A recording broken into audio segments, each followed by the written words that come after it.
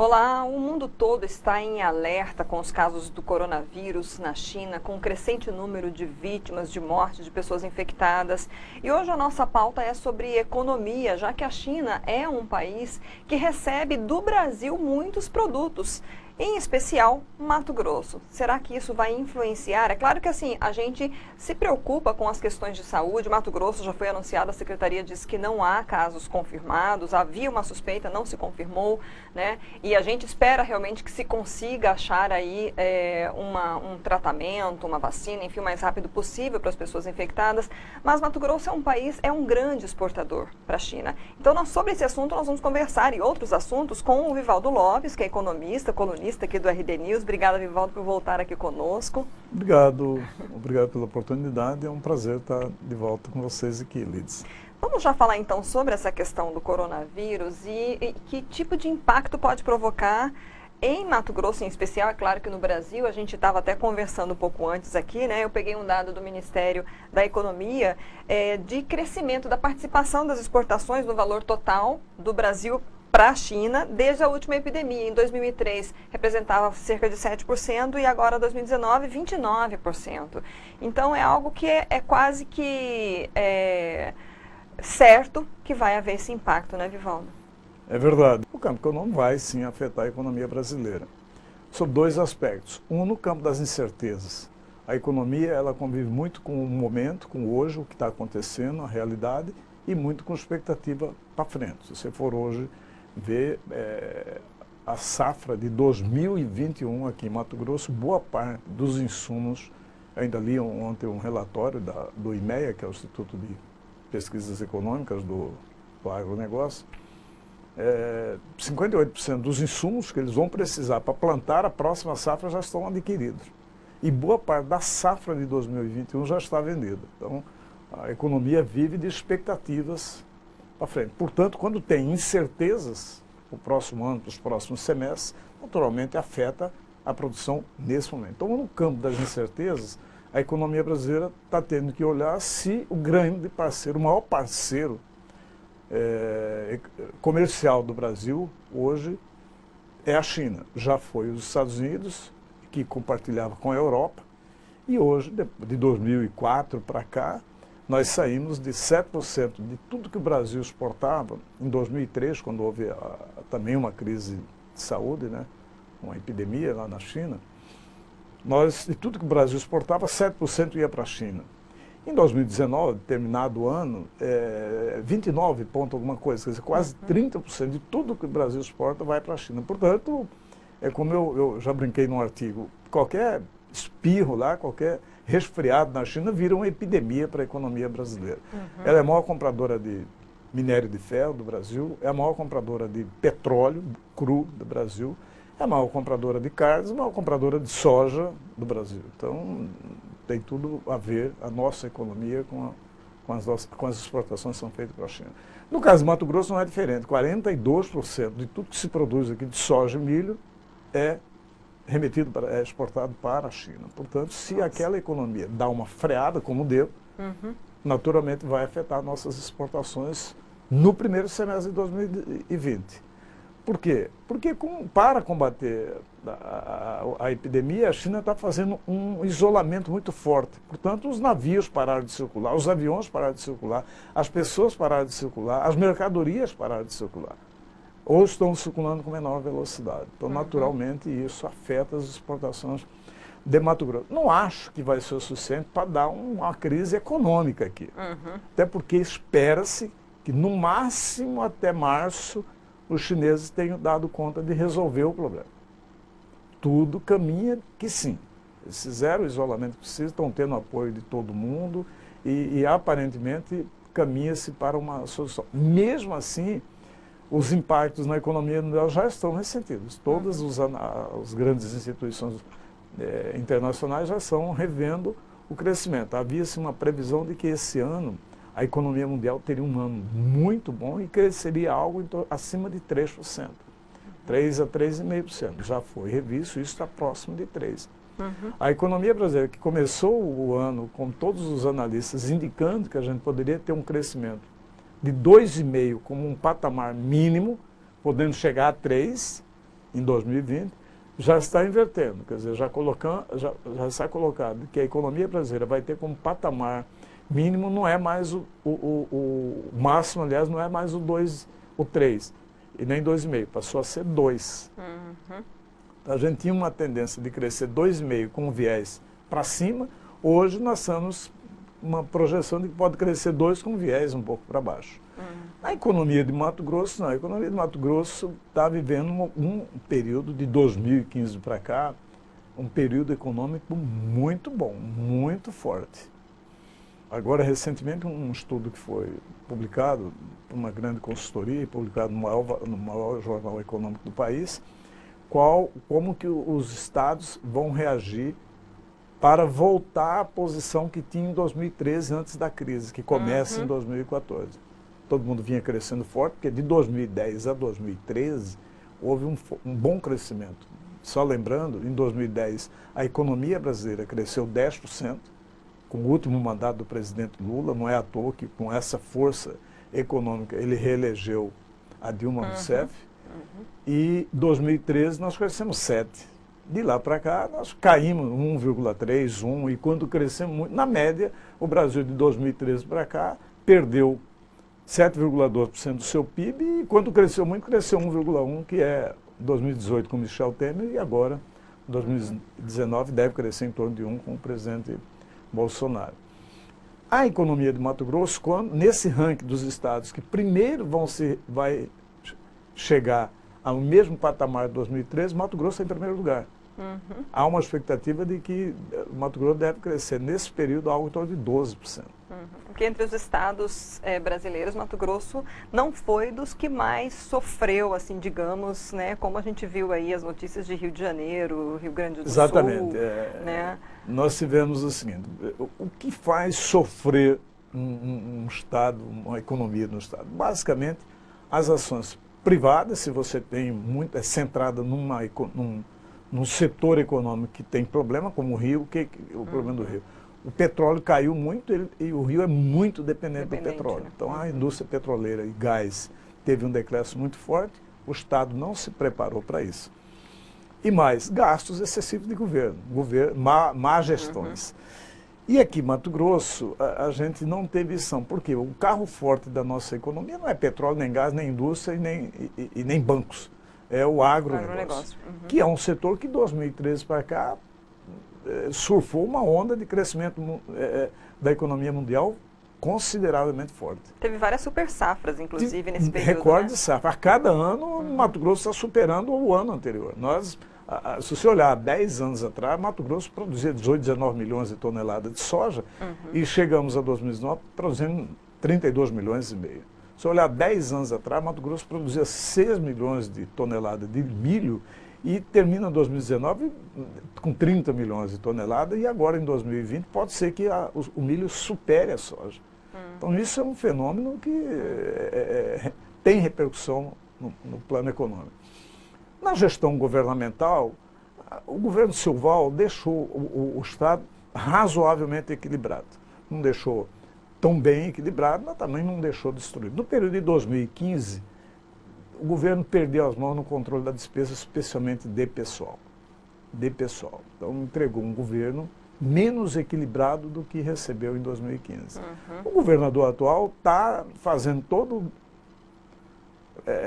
as medidas amargas que precisa fazer no primeiro trimestre, fez em 2019, para voltar o Estado, deixar de atrapalhar o crescimento da força do agronegócio, da força econômica do Estado. Eu vejo que 2020, então, vai ser um ano melhor na questão do equilíbrio das contas do Estado do que foi em 2018, do que foi em 2017. Isso ajuda as forças econômicas do Estado a atuarem.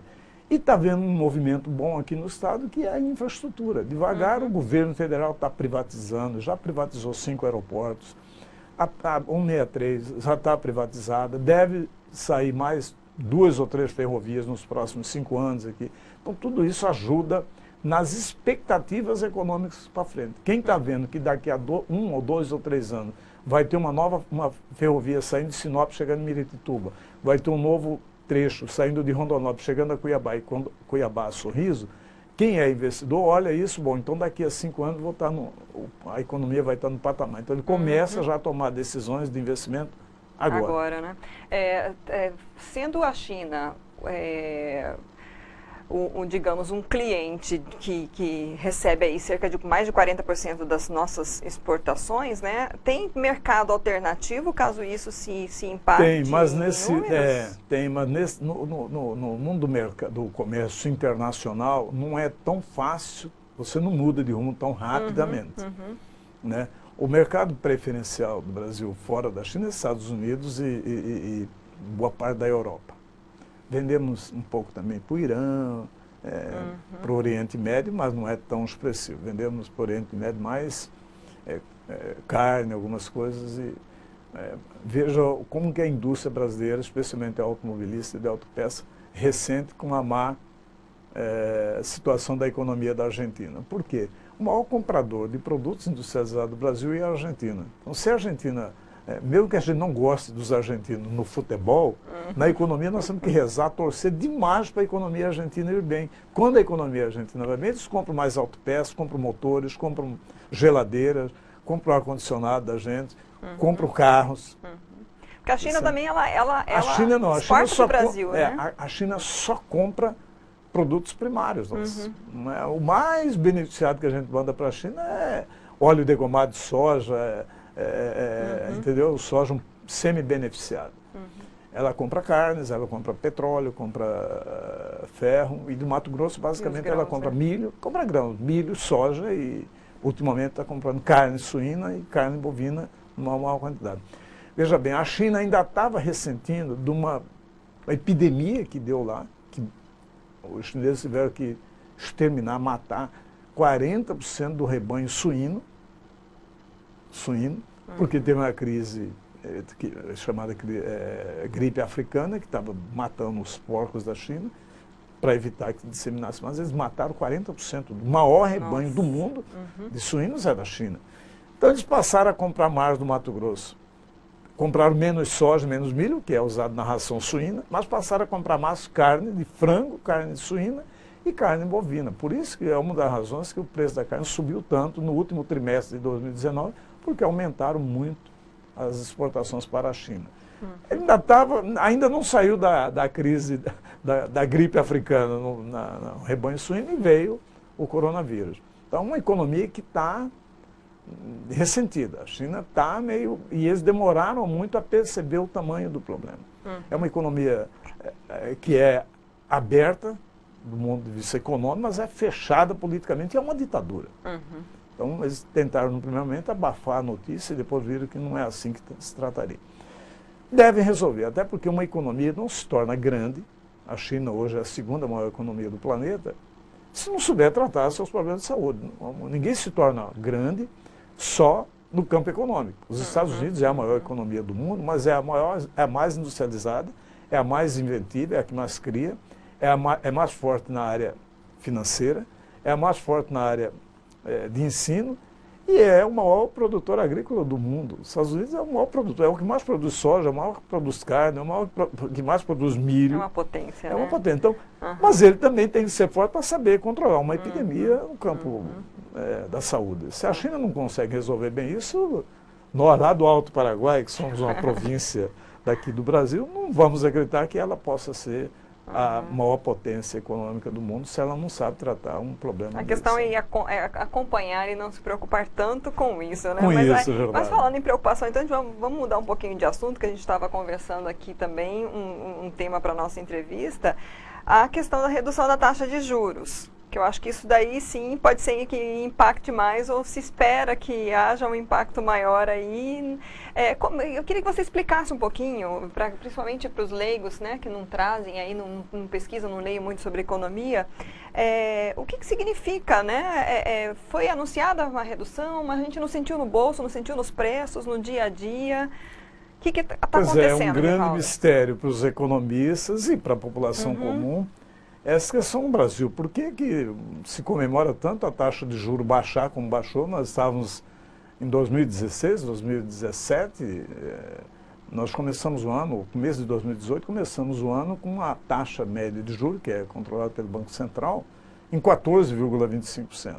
Terminamos 2019 e agora iniciamos 2020 com 4,25%. 4,25%. Uma queda muito forte, nunca vista na história econômica do Brasil. É a menor taxa de juros média do mercado, de toda a história do Brasil, é de 4,25%. Nós vamos ter uma inflação próxima de 4%, 3,5%. Então nós estamos falando de uma taxa de juros real em torno de 1% no Brasil, coisa que nunca vimos. Nossa. Mesmo assim, quando ele vai comprar no crediário, quando ele vai financiar o carro, quando vai financiar alguma coisa, isso não está aparecendo para o consumidor. Eu resumiria em dois aspectos que eu considero mais fortes, que fazem os bancos estarem cobrando taxas de juros tão altas, ainda que a média seja a Selic, né, que mede a taxa interbancária, seja 4,25. Ganância dos bancos brasileiros e alta concentração do mercado bancário brasileiro.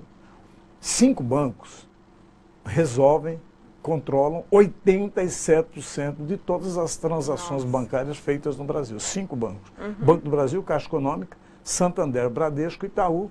Se colocar 6, vai a 90%. 90% porque a gente se colocar o Banco Safra. Essa alta concentração de bancos não é vista em nenhuma economia do tamanho do Brasil, por exemplo, em outros países. Essa concentração e a falta de concorrência saudável e forte entre eles faz com que os bancos abusem desse poder que eles têm no mercado financeiro brasileiro. Agora os bancos anunciaram os seus balanços na semana passada e a soma dos lucros dos bancos em 2019 deve passar de 100 bilhões de reais. 100 bilhões de reais. Mesmo nós estamos com 4 anos seguidos de crise, estamos saindo devagarinho da crise.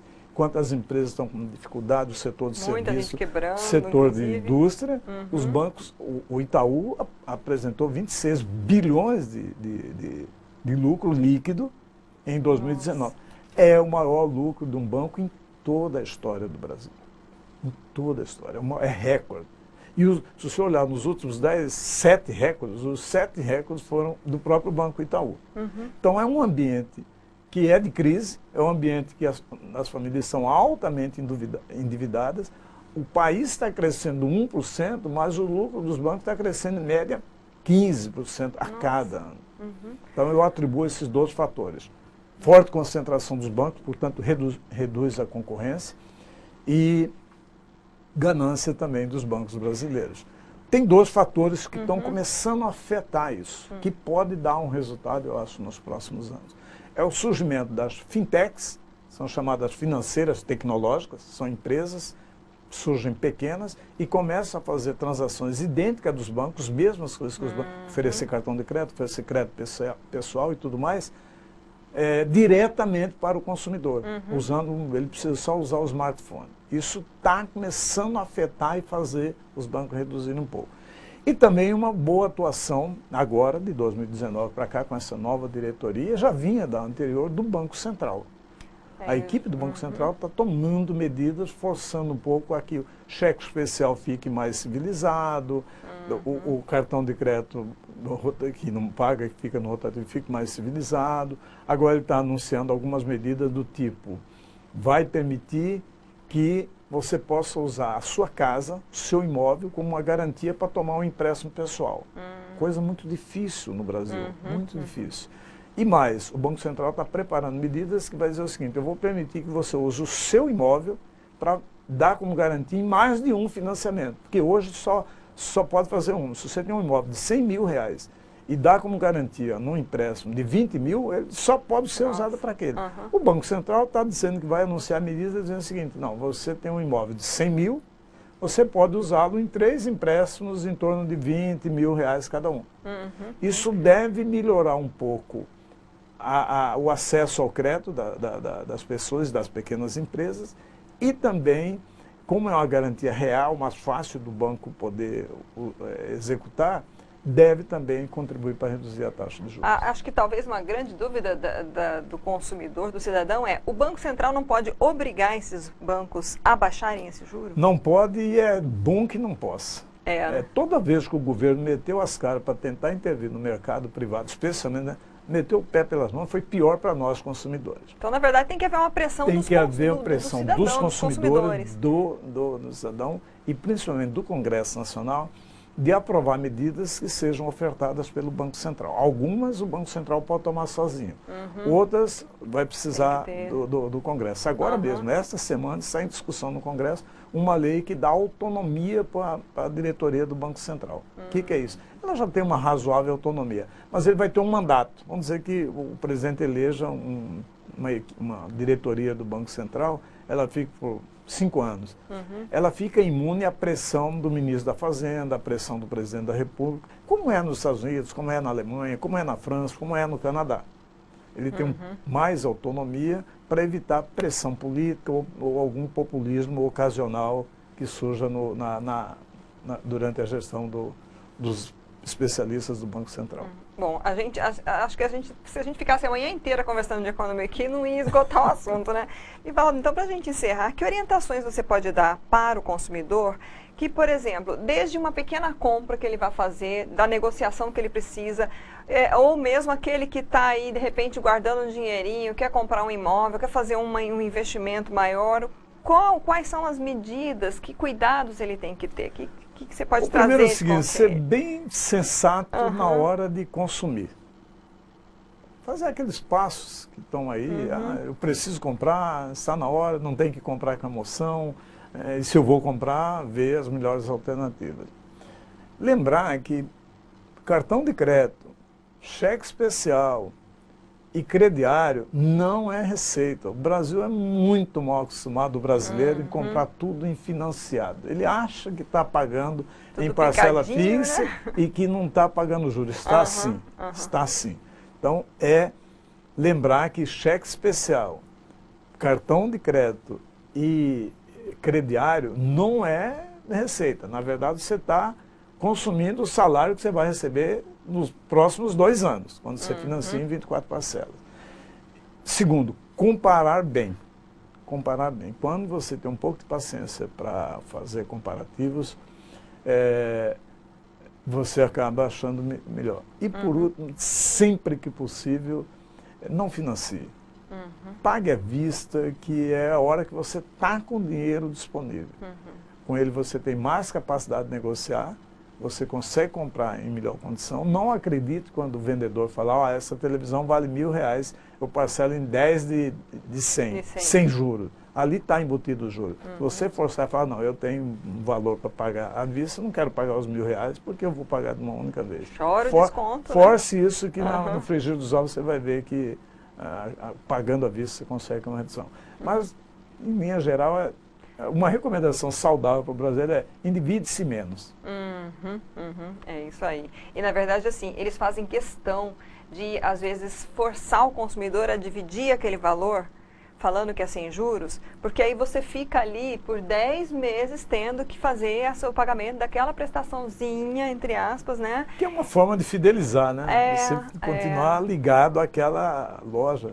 Durante muito tempo, as lojas brasileiras, especialmente de eletrodomésticos, elas sempre preferiram vender a prazo do que à vista. Sim. Porque tinha o carnê, ele ia todo mês, acabava vendo umas coisas, podia consumir. Leva outra, né? E também na parcela do crediário estava o ganho financeiro. Tinha muitas empresas que perdiam no preço para ganhar no crediário. Era muito comum, inclusive, muitos grupos de eletrodomésticos ter a sua própria financeira. Sim. Hoje já não tem tanto, porque os juros começam a ficar mais civilizados. Estou lembrando que esses dias eu precisei fazer uma compra aí para o meu filho que vai estudar fora, e aí fiz isso, guardei o dinheirinho, falei, vamos gastar esse aqui, né? Aí chegou lá, a pessoa sempre oferece o cartão da loja, falou, olha, se eu aceitar, vou ficar escrava de vocês, então não... Cartão de loja, não tenha dó, é esse quase valor sempre aí. uma armadilha. Pois é, Vivaldo, obrigado novamente. Obrigado, Liz, pelas informações, as orientações. Eu que agradeço pela oportunidade de falar de economia, que é um assunto que eu gosto, e se posso didatizar, melhor ainda.